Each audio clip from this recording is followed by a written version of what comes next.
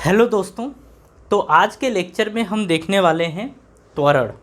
हम समझेंगे त्वरण और गति के समीकरण को समझेंगे, ठीक है। तो यहाँ पर हम देखते हैं कि आखिर त्वरण होता क्या है। तो देखिए, अगर हम बात करें त्वरण की तो इसको बोला जाता है एक्सिलरेशन। एक्सिलरेशन ये होता है आपका त्वरण, ठीक है। हम इसमें कहते हैं कि वेग परिवर्तन की दर को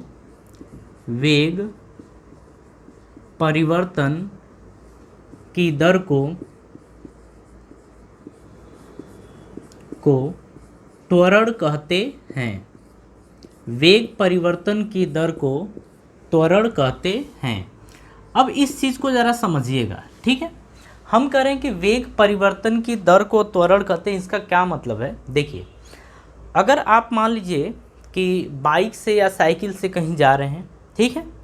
आप देखते हैं कि आपका जो वेग है, अगर किसी पर्टिकुलर डायरेक्शन में जा रहे हैं तो आप देखते हैं कि आपका वेग घटता बढ़ता है। तो समय के साथ आप देखते हैं कि आपके वेग में परिवर्तन होता है, ठीक है। इसे ही हम त्वरण नाम देते हैं। इसका मतलब कि अगर आप मार्केट की बात करें कि आप मार्केट में जा रहे हैं तो मार्केट में आपकी जो बाइक या साइकिल होती है वो क्या होती है, कभी बढ़ती है कभी कम होती है। मतलब उसके जो चाल की वेग की बात करते हैं, कभी वेग बढ़ता है कभी घटता है, कभी बढ़ता है कभी घटता है, ऐसा होता है। तो इसका मतलब यहाँ पर आप ये चीज़ समझ जाइएगा कि उसके पास त्वरण है। उसके पास क्या है, त्वरण है, ठीक है। इसे ही अपन त्वरण नाम देते हैं। अगर यहाँ पर हम बात करें त्वरण तो हम इसे बोल सकते हैं कि ये होता है वेग में परिवर्तन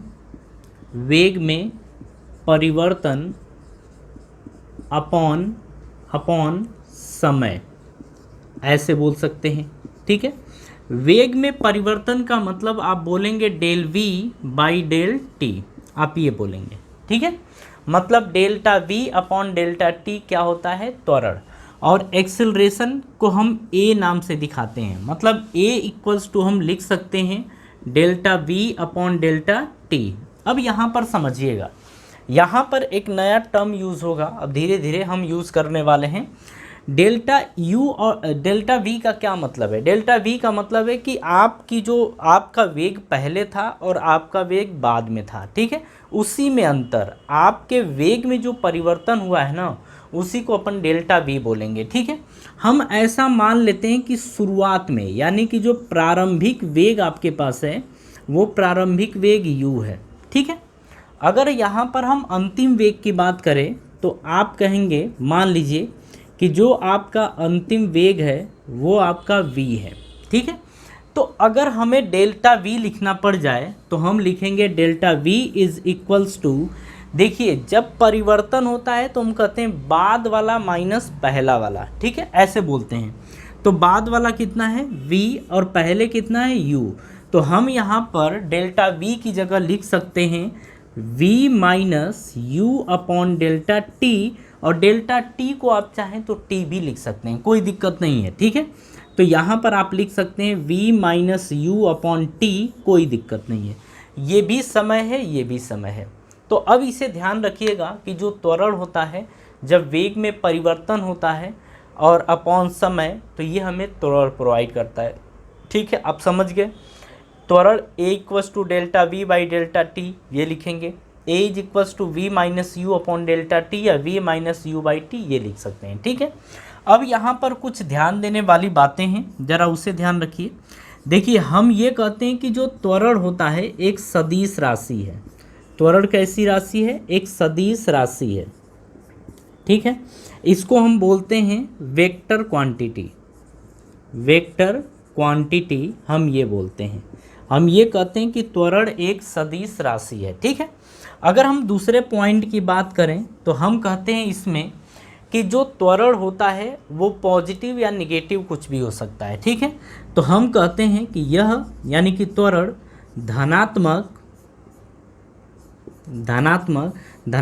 का मतलब होता है पॉजिटिव, या ऋणात्मक, धनात्मक या ऋणात्मक को अपन बोलते हैं निगेटिव, हो सकता है।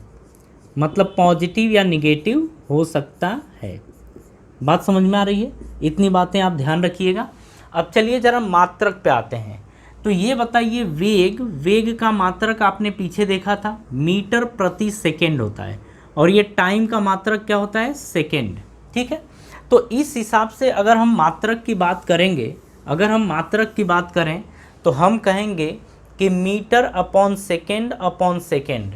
तो देखिए ज़रा इस चीज़ को, मीटर प्रति सेकेंड कुछ ऐसे दिया है, मीटर अपॉन सेकेंड, अपॉन में सेकेंड, तो इसके अपॉन में 1 लिख सकते हैं, तो नीचे का ऊपर मल्टीप्लाई करिए और बीच का बीच में, तो metre into 1 upon second into second, तो ये आ जाएगा मीटर प्रति सेकेंड का स्क्वायर। एस का एस में गुणा करते हैं तो क्या आता है, एस स्क्वायर आता है। तो यहाँ से आपका आ जाएगा मीटर प्रति सेकेंड का स्क्वायर। तो इसे आप ध्यान रखिएगा कि जो त्वरण का मात्रक होता है, देखिए ये मात्रक से भी हमें पता चल जाता है कि है क्या चीज़, वेग है, त्वरण है, क्या है, तो मात्रक से भी पता चल जाता है। तो इसका मात्रक अभी आपने देखा मीटर प्रति सेकेंड का स्क्वायर होता है। ठीक है, तो अगर हम यहाँ पर थर्ड पॉइंट की बात करें तो थर्ड पॉइंट में हम बात करेंगे मात्रक की। ठीक है, मात्रक को बोला जाता है यूनिट। ठीक है, अब इसमें आपको पहले से ही पता है कि इसको हम दो तरीके से देखते हैं, एक एसआई यूनिट होती है और दूसरी आपकी सीजीएस यूनिट होती है। ठीक है, अगर हम एसआई यूनिट की बात करें तो जो इसका मात्रक होता है वो मीटर प्रति सेकेंड का स्क्वायर होता है।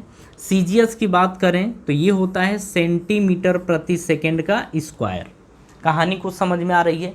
तो हम यहाँ पर मात्रक की अगर बात करते हैं तो मात्रक मीटर प्रति सेकेंड का स्क्वायर और सीजीएस में होता है सेंटीमीटर प्रति सेकेंड का स्क्वायर। ठीक है, अब ये चीज़ आपको समझ में आ गई। देखिए ये सारी बातें आप समझ लीजिएगा कि त्वरण का फॉर्मूला ये होता है delta V by delta T, सदिश राशि है यानी वेक्टर क्वांटिटी है, धनात्मक या ऋणात्मक कुछ भी हो सकता है। हम किसकी बात कर रहे हैं, हम त्वरण की बात कर रहे हैं। ठीक है, अब यहाँ पर कुछ पॉइंट और हैं, ज़रा उस पॉइंट को अब ध्यान से समझिएगा। ठीक है, नोट में 2 पॉइंट्स हैं, फर्स्ट पॉइंट ध्यान से देखिए। देखिए हम ये कहते हैं कि त्वरण 2 तरीके का होता है, एक आपका पॉजिटिव त्वरण यानी धनात्मक त्वरण और दूसरा होता है आपका ऋणात्मक त्वरण। तो धनात्मक त्वरण की अगर हम बात करें तो हम यहाँ पर ये कहते हैं कि ऐसा त्वरण जो वेग को बढ़ाता है, वेग के परिमाण को बढ़ाता है। बात समझ में आ रही है? मतलब आप समझिए, आप धीरे धीरे चल रहे थे, जैसे आप मान लीजिए 4 मीटर प्रति सेकेंड से चल रहे थे और आप अचानक से कुछ आपके ऊपर बल लगाया गया या धक्का दिया गया और आप चलने लगे 8 मीटर प्रति सेकेंड के स्क्वायर से। तो यहाँ पर जो आपके ऊपर त्वरण लग रहा है ना, वो पॉजिटिव त्वरण यानी कि धनात्मक त्वरण है। तो हम ऐसा बोलते हैं कि ऐसा त्वरण जो वेग के परिमाण को बढ़ा देता है उसे हम धनात्मक त्वरण या पॉजिटिव एक्सेलरेशन बोलते हैं। ठीक है, अब वहीं पे उल्टी बात अगर करें तो हम कहेंगे कि ऐसा त्वरण जो वेग के परिमाण को घटा देता है उसे हम बोलते हैं निगेटिव त्वरण यानी कि ऋणात्मक त्वरण, निगेटिव एक्सेलरेशन ये बोलते हैं। तो ये आपको खैर ध्यान रखनी है। तो हम कहेंगे कि अगर पॉजिटिव त्वरण यानी कि धनात्मक त्वरण है तो हम कहेंगे कि यह वेग को बढ़ा देता है, वेग के परिमाण को बढ़ा देता है, वेग के परिमाण को बढ़ा देता है।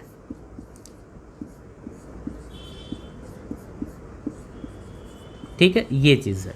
अगर यहीं पर हम बात करें निगेटिव एक्सेलरेशन की यानी कि निगेटिव त्वरण की, तो यहाँ पर हम कहेंगे कि यह जो है ये वेग के परिमाण को घटा देता है, वेग के परिमाण को क्या करता है, घटा देता है। मतलब आप ये समझिए कि आप जा रहे थे 8 मीटर प्रति सेकेंड से, 8 मीटर प्रति सेकेंड से, और आपके दोस्त ने आपको खींच दिया। आप साइकिल से जा, साइकिल पीछे की तरफ खींच दी गई, तो वहाँ पर आपका वेग क्या होगा, कम हो जाएगा। यानी कि जो आपके ऊपर त्वरण लगा है वो कैसा लगा है, निगेटिव त्वरण जो आपके वेग के परिमाण को घटा देता है। अब यहाँ पर एक बात और ध्यान से समझिएगा, पॉजिटिव त्वरण की बात करें, मान लीजिए कि वेग इस डायरेक्शन में, इस दिशा में है, अगर त्वरण भी इस दिशा में हो, अगर त्वरण भी इसी दिशा में हो तो आप कहेंगे कि वेग जो होगा इसका परिमाण बढ़ जाएगा। ठीक है, आपका दोस्त जा रहा था, उसको पीछे से ऐसे धक्का दे दीजिए। जब पीछे से आप ऐसे धक्का देंगे तो उसकी स्पीड क्या होगी, बढ़ जाएगी। तो वहाँ पर कहेंगे कि वेग उधर को था और त्वरण भी आपने उधर को ही लगा दिया। बल लगाया आपने मतलब आपने त्वरण दिया है, बल लगाया आपने मतलब उसको त्वरण दिया है। तो जब आप देंगे तो उसका वेग क्या होगा, बढ़ जाएगा। ये बढ़ने का साइन है। ठीक है, अगर वहीं पे मान लीजिए कि दोस्त इधर जा रहा था, मतलब उसका वेग इस दिशा में था, लेकिन आपने उसके ऊपर त्वरण पीछे की तरफ लगा दिया। ठीक है, मतलब आपने क्या किया, साइकिल ऐसे पीछे की तरफ खींच दी। तो आपने क्या किया, बल पीछे की तरफ लगाया, मतलब त्वरण आपने पीछे की तरफ लगाया। तो ये क्या करेगा, वेग के परिमाण को घटा देगा। ठीक है, अब यही चीज़ हम आपको समझा रहे थे। ठीक है, ये कहानी समझ में आ गई, तो ये चीज़ आपको ध्यान रखनी है। ठीक है, अब यहाँ पर हम समझेंगे कि जो त्वरण होता है ये कितने प्रकार का होता है। तो देखिए, त्वरण की बात करें तो त्वरण भी 2 प्रकार का होगा। ठीक है, अगर हम त्वरण के प्रकार की बात करें, त्वरण के प्रकार यानी हम यहाँ पर बात करने वाले हैं types of acceleration, types of acceleration यानी कि त्वरण के प्रकार। ठीक है, अब अगर यहाँ पर कहें तो हम कहेंगे कि त्वरण को 2 कैटेगरी में डिवाइड किया गया है। ठीक है, एक आपका होता है एक समान त्वरण, एक होगा आपका एक समान त्वरण, और दूसरा आपका होता है असमान त्वरण। एक होता है आपका एक समान त्वरण और दूसरा होता है आपका असमान त्वरण। कहानी कुछ समझ में आ रही है, एक समान त्वरण और असमान त्वरण। ठीक है, अब यहाँ पर इसके आगे की कहानी समझिएगा। एक समान त्वरण में आपका त्वरण समय के साथ बदलेगा नहीं, असमान त्वरण में आपका त्वरण समय के साथ बदलेगा, मतलब घटेगा बढ़ेगा, घटेगा बढ़ेगा। तो उस त्वरण को अपन बोलेंगे असमान त्वरण। एक समान त्वरण को बोलते हैं यूनिफॉर्म एक्सेलरेशन, यूनिफॉर्म एक्सेलरेशन ये बोलते हैं। और असमान त्वरण को आप बोलते हैं non uniform acceleration, non uniform acceleration आप ये बोलते हैं। ठीक है, हम यहाँ पे कहते हैं एक समान त्वरण यानी यूनिफॉर्म एक्सेलरेशन, असमान त्वरण यानी कि नॉन यूनिफॉर्म एक्सेलरेशन ये बोला जाता है। ठीक है, अगर असमान त्वरण की बात करें तो इसको अगेन 2 कैटेगरी में डिवाइड किया गया है। आप समझ सकते हैं, पहला आपका होगा औसत त्वरण, औसत त्वरण यानी कि एवरेज एक्सेलरेशन, और दूसरा आपका होगा तात्क्षणिक त्वरण, तात्क्षणिक त्वरण ये आपका होगा। ठीक है, तो जरा इस कहानी को समझिएगा। ठीक है, एक समान त्वरण और असमान त्वरण। ठीक है, इतना समझ में आ गया।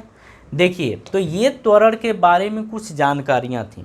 ठीक है, इसके बाद हम क्या करते हैं कि एनसीईआरटी का एक क्वेश्चन दिया गया है, उस क्वेश्चन को कर लेते हैं। ठीक है, त्वरण का फॉर्मूला, हाँ जी चलिए, अब अपने बुक में दिया है एग्जाम्पल नंबर 8.4। तो एग्जाम्पल नंबर 8.4 की बात करेंगे। अगर हम त्वरण की बात करें तो a = v - u/t ऐसा दे रखा है। ये आपको पता ही है कि ये क्या है और ये क्या है, ये चीज़ पता चल गया है। चलिए, अब 8.4 की अगर बात करें तो इसमें क्या दे रखा है, क्वेश्चन ध्यान से समझिए। बोल रहा है कि विरामावस्था से राहुल अपनी साइकिल को चलाना शुरू करता है और 30 सेकेंड में 6 मीटर पर सेकेंड का वेग प्राप्त कर लेता है। वह इस प्रकार से ब्रेक लगाता है कि साइकिल का वेग अगले 5 सेकेंड में कम होकर 4 मीटर प्रति सेकेंड हो जाता है। दोनों स्थितियों में साइकिल के त्वरण की गणना कीजिए। ये क्वेश्चन हमारा है। ठीक, एकदम सिंपल क्वेश्चन है, ज़रा इस चीज़ को समझिएगा। यहाँ पर फोटो के थ्रू समझिए। जैसे मान लीजिए कि यहाँ से यहाँ तक आपको जाना है, ठीक है, और उसने क्वेश्चन बोल रहा है कि जो राहुल है जब यहाँ से चलना शुरू कर रहा है तो वो विराम से चल रहा है, और विरामावस्था का मतलब होता है कि उसका प्रारंभिक वेग जो है ना वो 0 है, यानी कि u की वैल्यू क्या है, 0। तो हम कहेंगे, जब भी ध्यान रखिएगा, विरामावस्था की अगर बात करता है तो आप कहेंगे कि इसका मतलब कि वो मतलब यहाँ पर बोलेंगे कि u की वैल्यू 0 है। ठीक है, प्रारंभिक वेग क्या है, 0। अब आगे बोल रहा है कि 30 सेकेंड में 6 मीटर पर सेकेंड का वेग प्राप्त कर लेता है। मतलब यहाँ से जब यहाँ तक पहुँचता है b तक तो समय लेता है 30 सेकेंड, और 30 सेकेंड में जो वेग प्राप्त होता है इसको हम बोलेंगे a से b तक में ये अंतिम वेग होगा। क्या होगा, अंतिम वेग। और ये बोल रहा है कि ये 6 मीटर प्रति सेकेंड का वेग प्राप्त कर लेता है। ठीक है, पहले हम इस पार्ट को सॉल्व करेंगे। ठीक है, दोनों स्थितियों की बात किया है, तो सबसे पहले a से b तक में त्वरण क्या होगा ये देखेंगे। देखिए, आप देख रहे हैं कि u की वैल्यू क्या है, 0, v की वैल्यू आप क्या देख रहे हैं, 6 मीटर प्रति सेकेंड, ये देख रहे हैं। तो a बराबर क्या होता है, अच्छा t बराबर क्या है, तो यहाँ से यहाँ तक का समय आपका लग रहा है 30 सेकेंड, यही समय लग रहा है। तो a बराबर आपका क्या होता है, v minus U upon T, यही होता है, v minus U upon T ये होता है।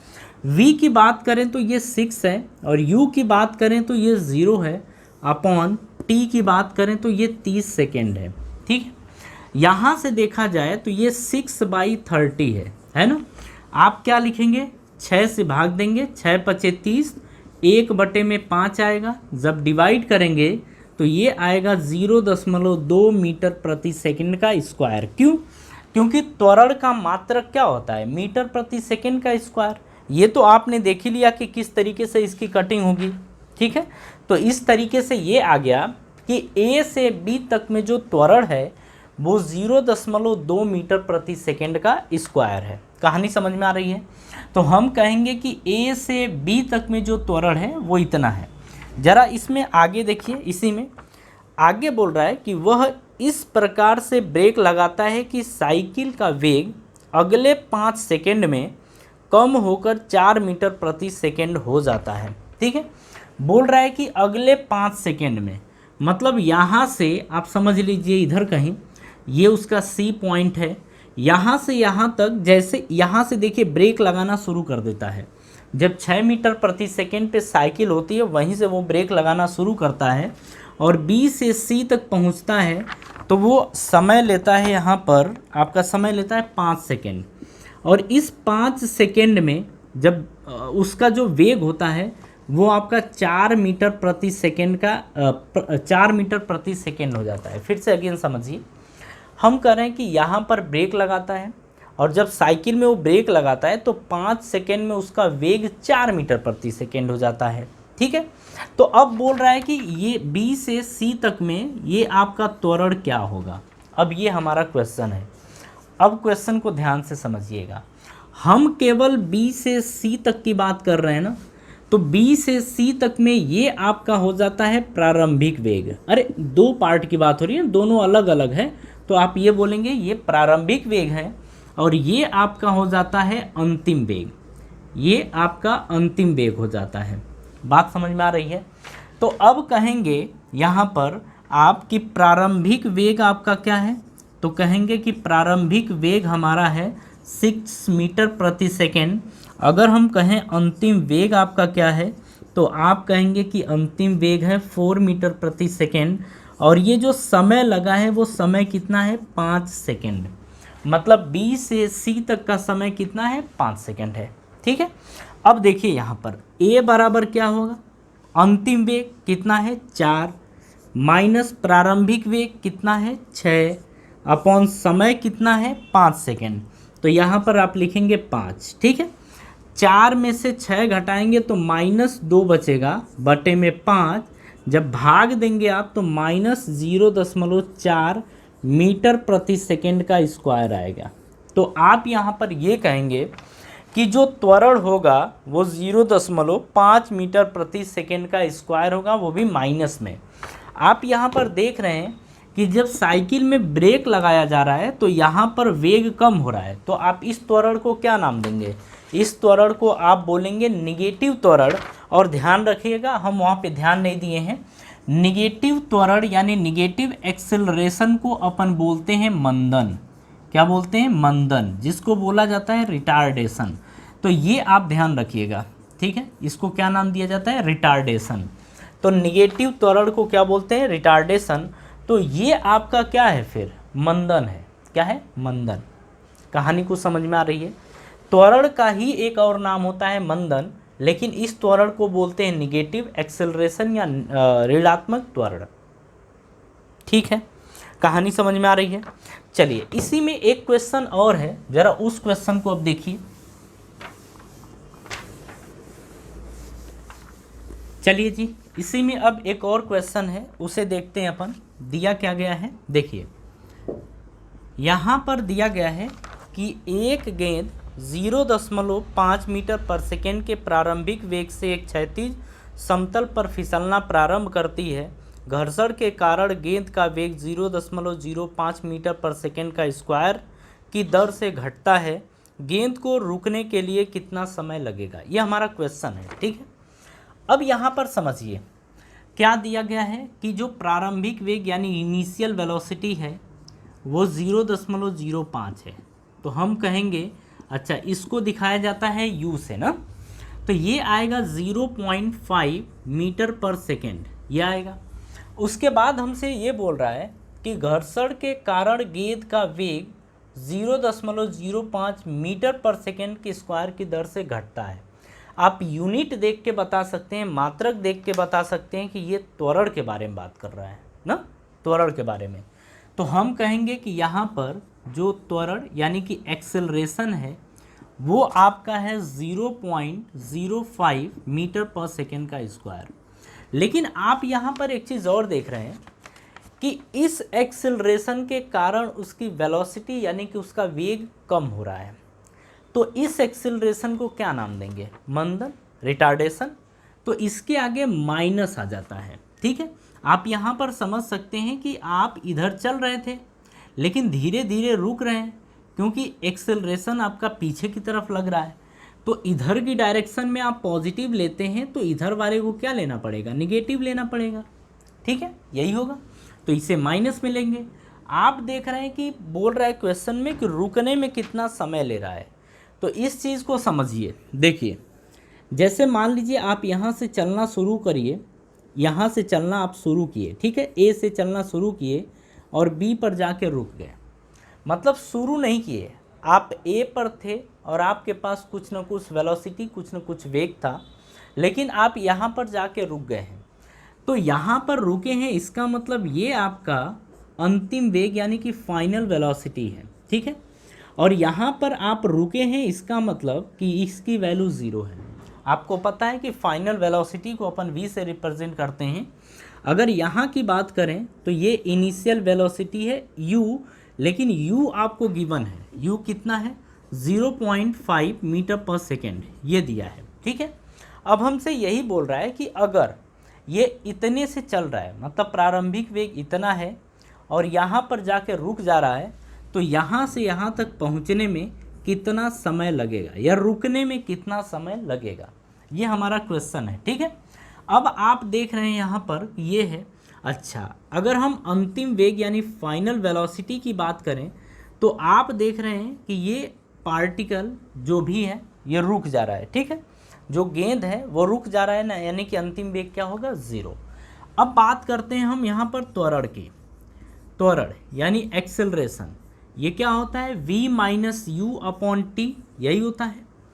अब देखिए a की वैल्यू आपको दे रखी है -0.05, ये दे रखा है। लेकिन उसके पहले आप क्या करिए, इसको यहाँ भेजिए, इसको यहाँ और इसको यहाँ भेज दीजिए, फॉर्मूला सही हो जाएगा। t बराबर v minus U upon a, आप ये रखेंगे।